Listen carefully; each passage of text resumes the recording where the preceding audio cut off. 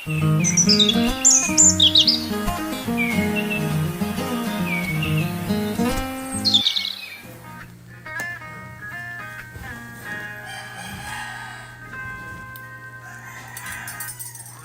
hirit, di ko alam kung bakit at paano mo napapawi ang kalungkutan ko. Abot langit,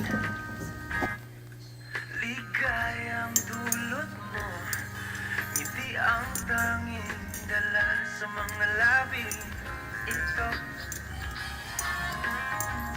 Di ka pa man lang kumikibo, ayos na. Mahal, magkape ka muna. Sige, mahal.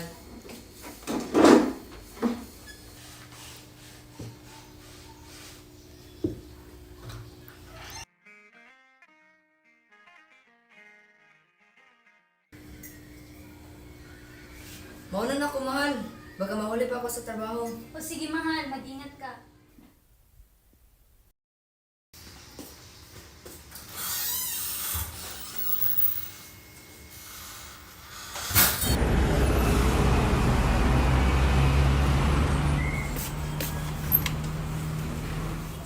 Magandang umaga po, sir. May gusto lang sana akong sabihin sa'yo, Jim. Upo ka muna. Ano po ba yan, sir?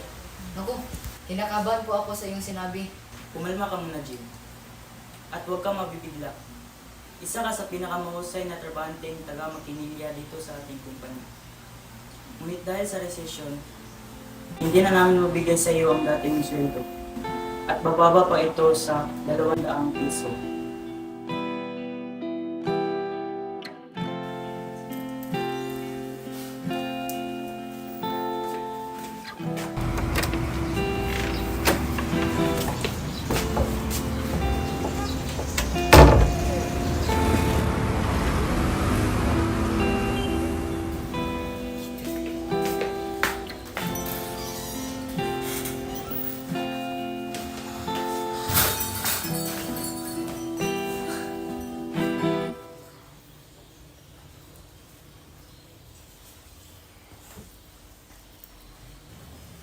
Paano na tayo ngayon, mahal? Hindi na sapat ang 200 sweldo ko para mabuhay tayo pang araw-araw. Bayad sa upa. At hindi na rin natin mabibili ang mga bagay na gusto mo. Katulad ng dati. Huwag kang mag-alala, mahal ko. Malalampasan rin natin ang pagsubok na ito. Hanggat kasama kita, wala kang dapat ipag-alala. Pero paano yung pangako ko sa iyo nung kasal natin? Na mabigyan ka ng magandang buhay at kinabukasan. Ano ka ba? Magagawa natin to ng paraan. Tiwala lang.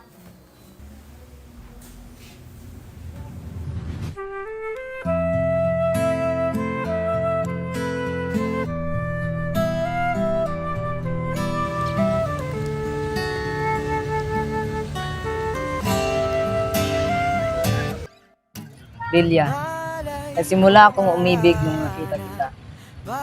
At sa pagkakataon na iyon, ay ninanais kong mahalin ka habang buhay. Delia, gusto kong makasama ka hanggang sa pagtanda. Ikaw lang ang aking mamahalin at sa mabubuo nating pamilya. Ako ang magiging ulirang ama at mabuting asawa. Nangangako ako sa iyo na mabigyan ka ng magandang buhay at kinabukasan. Ako rin, Jim. Gusto kita makasama sa pagtanda, sa hirap at ginhawa.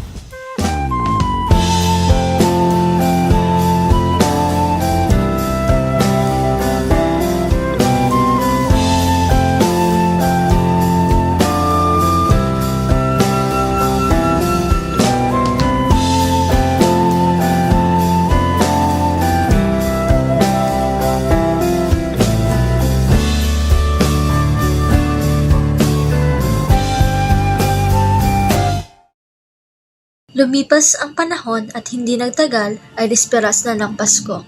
At ang mga kalsada ay napuno ng mga batang nangangaroling. May mga tindahang nagniningning na maingailaw. Ang nagsimbi nitong ilaw, walang iba, kundi ikaw. Salamat ka.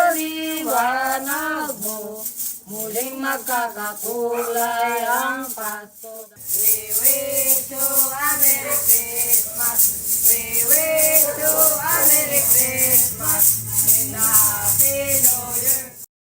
Ang mga bahay ay may Christmas trees at higit sa lahat, sila ay may regalo para sa kanilang mahal sa buhay.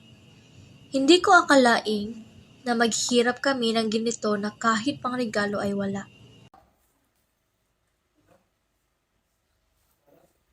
Ito lang? Pasko na bukas. Anong gagawin ko? Hindi to sapat. Meron lamang kaming dalawang pag-aari ng asawa ko.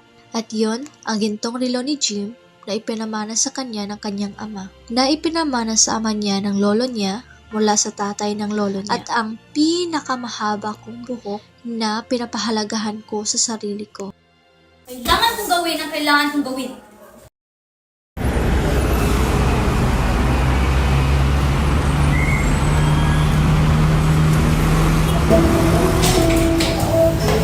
Yan ang araw ko. Hi Be! Ribbon, haircut, hair treatment, all available here in Peter and Tess Salon. Bumibili po ba kayo ng buhok? Ay, iba pala yung hanap ni Madam, may magbebesta na ng buhok niya. Anong kailangan mo? Gusto ko po sanang ipinta ang aking buhok. At bakit naman? Maaari mo bang tanggalin ng iyong sombrero kung makita ko yung buhok?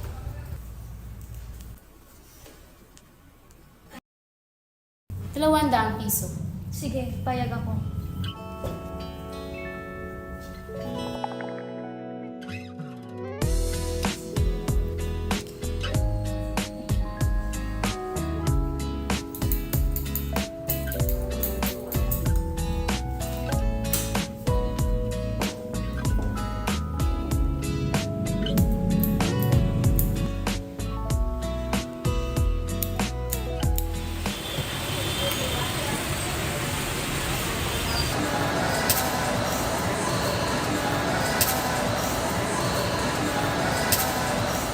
Hello, welcome! Anong may tutulong ko po? Naghanap po sana ako ng platinum na kwintas para sa relo. Yung simple, ngunit magandang disenyo. Ganito po ba? Sa itsura at bigat na lang, alam mo na ang halaga. Maganda sa paningin at pang regalo. Maraming salamat po. Parang ginawa talaga ito para kay Jim at hindi para sa iba. Maganda din itong katerno sa relo ni Jim kaya tiyak na magugustuhan niya ito.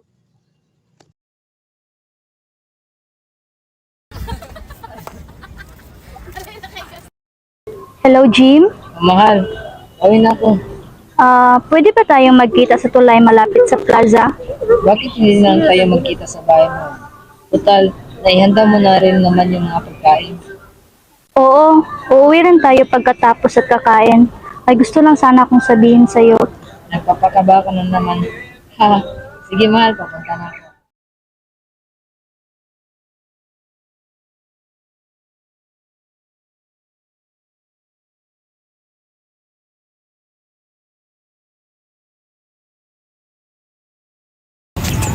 Jim! Mahal! Buti dumating ka. Huwag mo kong tingnan ng ganyan, pakiusap. May magandang regalo kung hinanda para sa iyo. Delia, pinaputan mo yung buhok mo? Oo, pinaputol ko ang aking buhok at ibinanta dahil hindi ko makakayanan na dumaan ang Pasko na wala akong maibigay sa iyong regalo.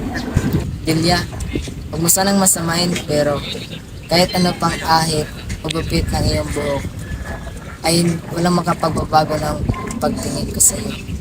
Ngunit, pag binuksan mo yung regalo ko, makikita mo kung bakit akong labis nagulat sa Wow!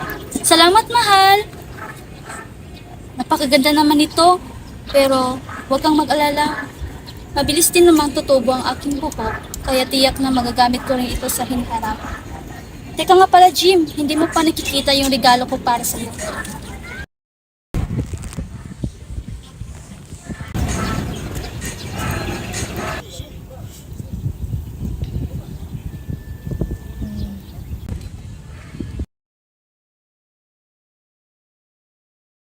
Di ba napakaganda niyan, mahal?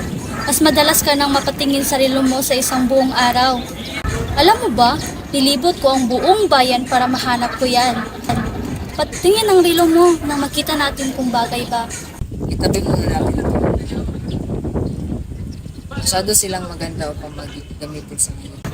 Ha? Anong ibig mo sabihin? Ganito kasi yun. Bininta ko yung relo ko upang makabili ng iyong supply. Hi sir, welcome! Ano po ba yung gusto isang TV, cellphone, or relo? Gusto ko po isang yung relo ko. Magkano po ba makukuha ko dito?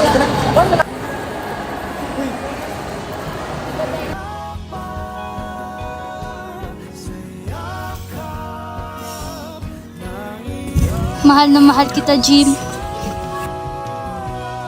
Mahal din kita, Delia.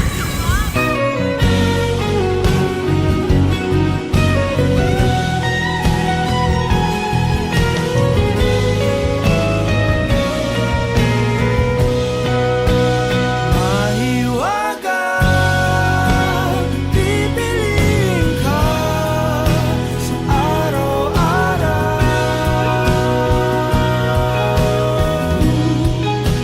Mahiwaga, ang nadarama sa'yo'y malinaw.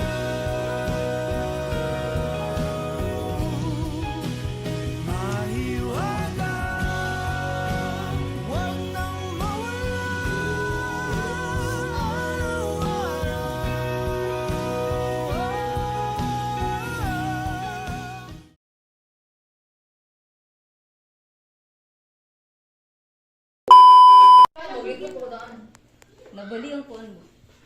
Dapat problematic na kung kuan.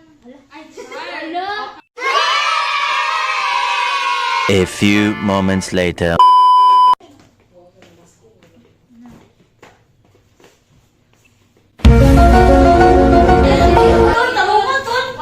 Six and a half hours later.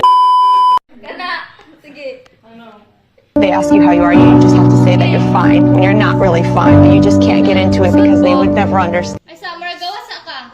Gawas.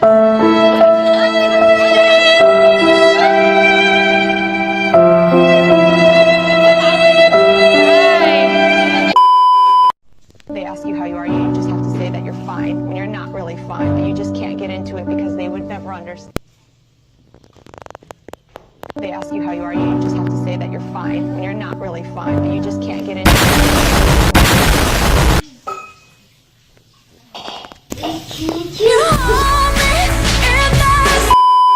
Day 2.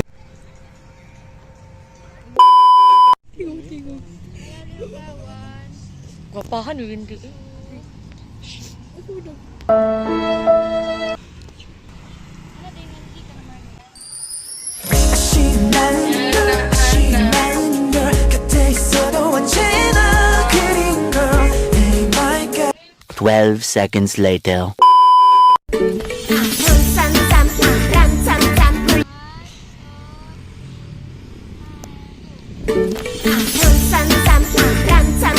Meanwhile.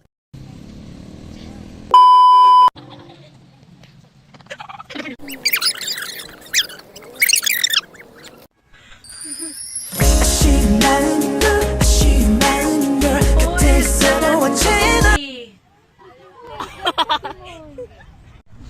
Lang nagunsa mo diha. Nag-shop.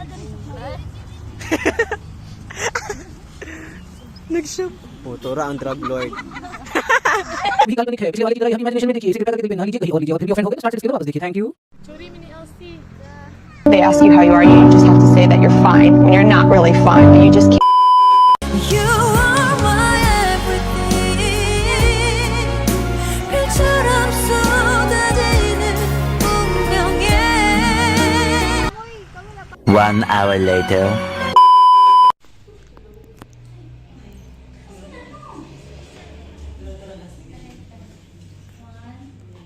They ask you how you are, you just have to say that you're fine when you're not really fine, but you just.